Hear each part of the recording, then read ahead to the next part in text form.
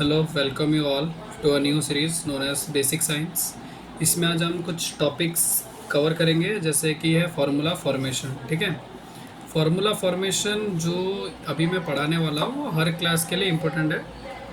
तो मैं पहले जिस तरीके से मैं लिख रहा हूँ उस तरीके से आपको याद करना है, क्योंकि ये उस तरीके से याद करने से जल्दी याद रहता है।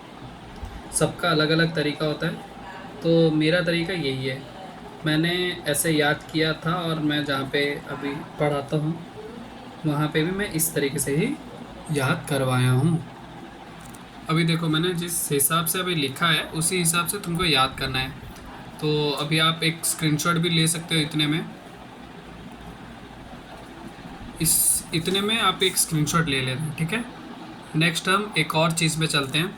इसको याद करने का एक सिंपल तरीका है कि देखो, जो सल्फ़र का कंपाउंड होता है वो सब में ऊपर two two two two two आएगा। ठीक है, और इसमें नाइट्रेट में बस ऊपर N3- आएगा, बट इधर सब नेगेटिव नेगेटिव आयन्स है। हाइड्रोजन कार्बोनेट और बाई कार्बोनेट दोनों सेम होता है, इसमें कोई कन्फ्यूजन वाली बात नहीं है। ऑक्साइड का O2- होता है, मैंने माइनस दिया नहीं है, पर तुमको इसे माइनस प्लस ये सब याद नहीं रखना है। आपको जस्ट ये जो सिंपल फार्मूला है ये सबको याद रखना है। ठीक है, let us start from a basic example of जो सबको सब सारे टीचर्स बोलते हैं, सोडियम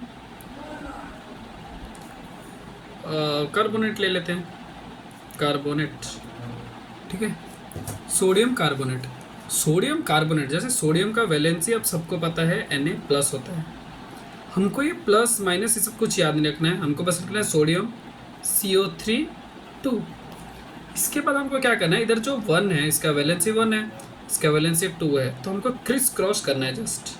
तो ये बन जाएगा Na2CO3। ये एक सिंपल फार्मूला है। फिर अभी मैं बना के दिखाता हूँ मैग्नीशियम सल्फेट। तो मैग्नीशियम का वैलेंसी है 2 और सल्फेट का SO4 2-। ठीक है, तो जो सब सामने सामने अगर सेम सेम वैलेंसी आ जाएगा तो ये कट जाता है। जैसे इसका फार्मूला बन जाएगा MgSO4। अभी मैं एक और एग्जांपल लेके बता सकता हूँ, एल्यूमिनियम सल्फेट।